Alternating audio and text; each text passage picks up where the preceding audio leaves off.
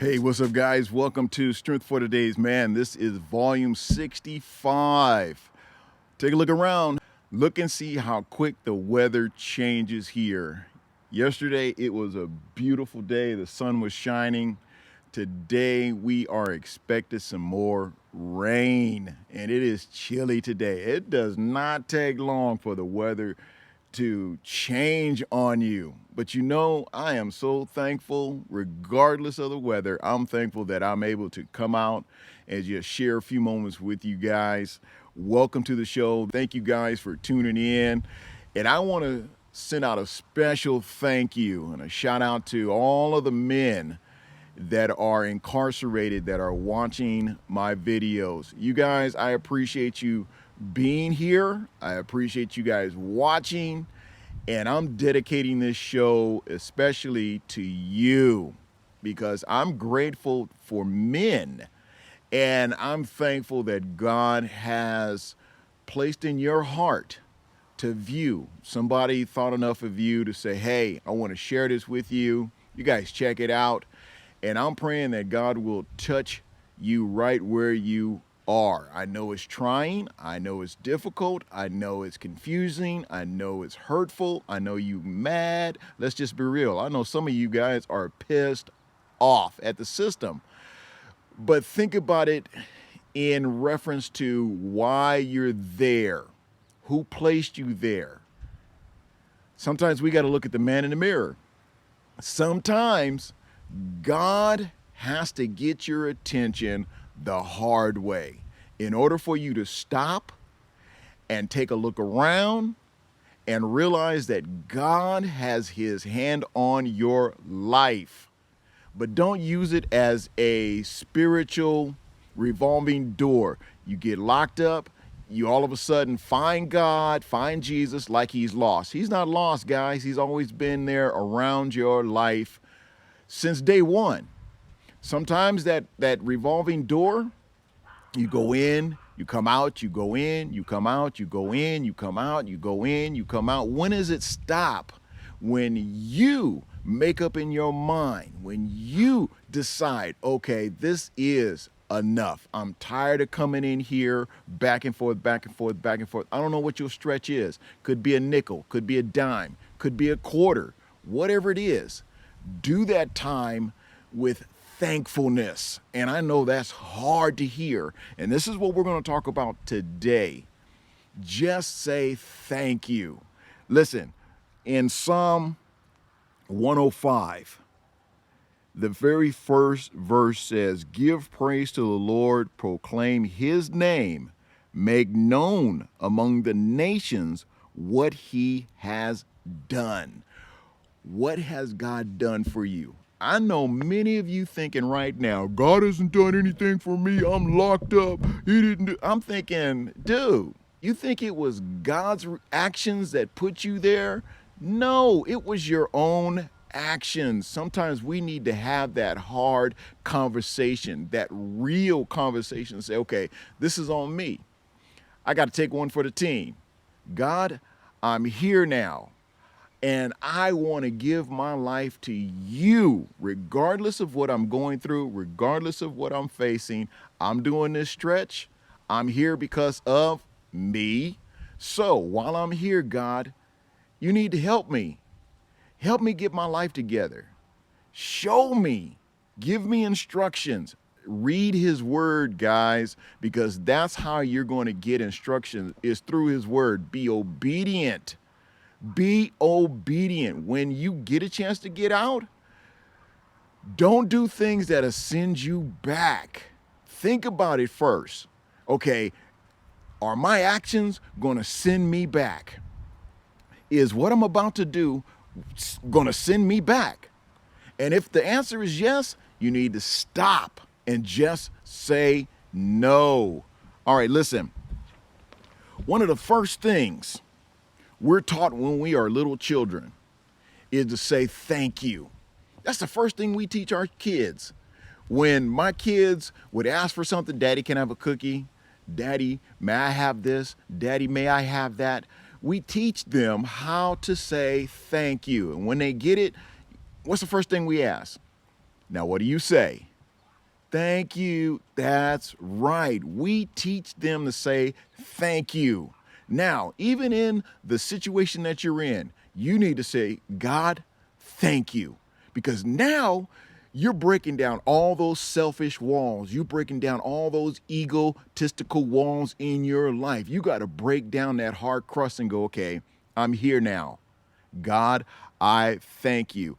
Our parents, we as parents, we want our children to know the importance of having a thankful heart.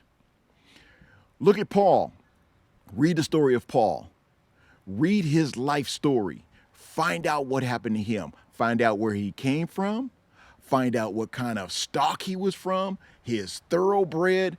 Paul was a smart man. He wasn't a dum-dum. But because of his walk with Christ, when he changed his life, of course, God had to get his attention first. On the road to Damascus, think about it. Read his story. You'll find out, okay, he was on his way to persecute saints. He was on his way to round up people, throw them in prison.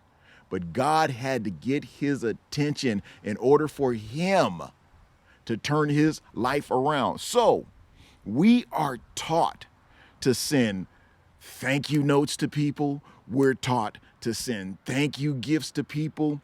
We're taught to just say thank you. And this is why I'm so adamant with you guys today. Even though you are incarcerated, you can still say thank you. Doesn't mean you're weak. Doesn't mean you're a punk. Doesn't mean you're a sissy. Doesn't mean you soft. It just shows the strong side of you. Yeah, sometimes you got to defend yourself in there. I get it. Sometimes you gotta stand up and say, hey, not today, brothers. It ain't going down like that. But you gotta be strong in your will. Sometimes you just gotta walk away. There's strength in walking away. What did they used to say back in the day? Walk away, live to see another day. Sometimes it's hard, I know. One of my brothers in the Lord spent a nickel in there. God sent him in there, or let's say he sent himself in there as a result of God trying to get his attention for the last time, for the final time. He got in there, finally turned his life around. God started using him in a ministry in there. He got his degrees. He was able to get his education out the way. He was able to be used as a minister in there. He got his license in there. God started using him. And you know what happened? Favoritism. Favoritism among men in the system, in the courts, and they released him. And he got out and he says, I'm not going back for nothing. He changed his life around and he stayed.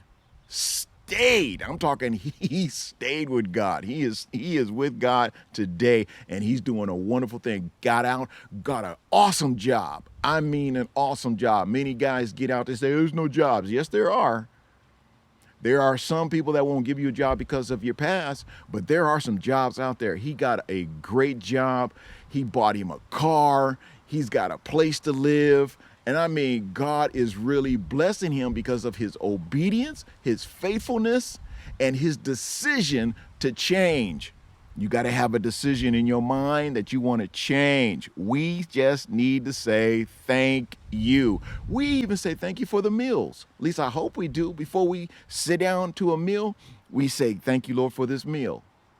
That's a good practice to get into. A lot of people, they sit their food down and they just start grubbing. No thanks, no nothing. And I was taught as a kid, as a young man, you pray for your food because you want God to bless it. You want God that whatever's in there that could be harmful to your body, Lord, cleanse it, take it out. Whatever it is, just a simple prayer of saying, thank you for the food that you've given me. Just that simple. I see so many people just start grubbing. I'm like, wow, no thanks whatsoever. They don't know if the food is clean. They don't know what they did in the kitchen. Nothing. It's just a safety precaution, guys.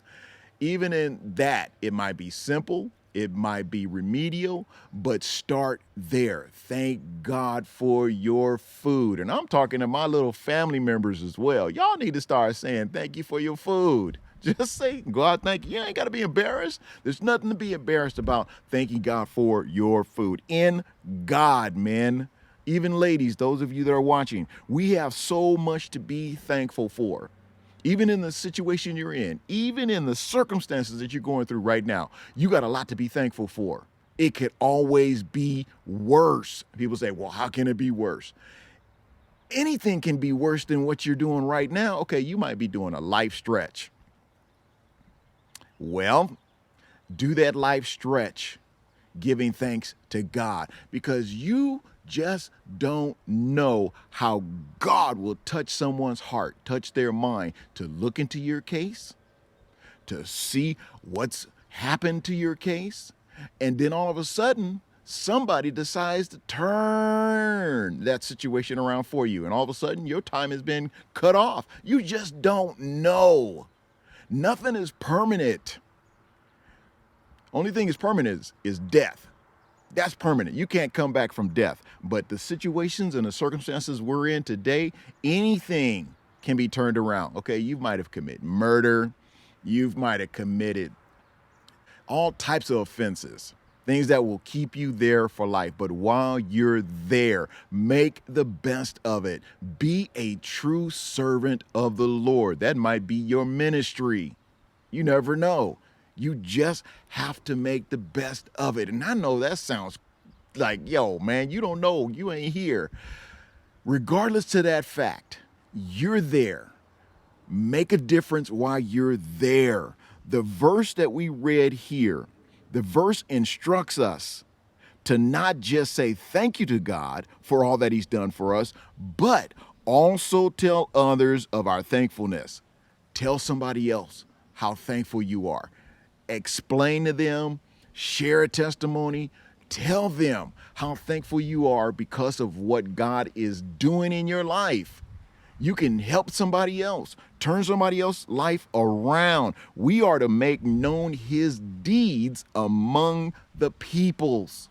Yes, we are to make known his deeds among the nations, among the peoples, among our neighbors, among our families, among the communities, among the cities, wherever you are. Just make known his deeds. What has he done for you? What has he done for you today? What has he done for you this week? What has he done for you this month? What has he done for you this year? Let me wrap this up, guys. Today, what can you share with others about God and what he's done for you? Think about that. You might have to get one of my journals. Write down all the things that God has done for you so you can share with someone else. Keep track of all the things that God is doing for you, how your life is changing, and then you can share that as a testimony. How can you share your thankfulness to God with your family and your friends, your cellies, whomever, even with the guards? Sometimes just by you saying thank you to the guards, they'll be nicer to you. And I'm going to close with this. God, thank you for my many blessings in my life and in the lives of my family, in the lives of my friends. Help me to be quick to share and tell others of all that you've done for me. Just say thank you. That's it. Just be thankful, guys. This is Strength for the Days Man, Volume 65. I'm your boy, Malachi Mitchell. I'm your brother, Malachi Mitchell. I'm your dude, Malachi Mitchell. Most of all, I'm your friend. And I look forward to meeting you right back here, guys, on the next podcast. Cloudy day, but I'm thankful. You guys be blessed.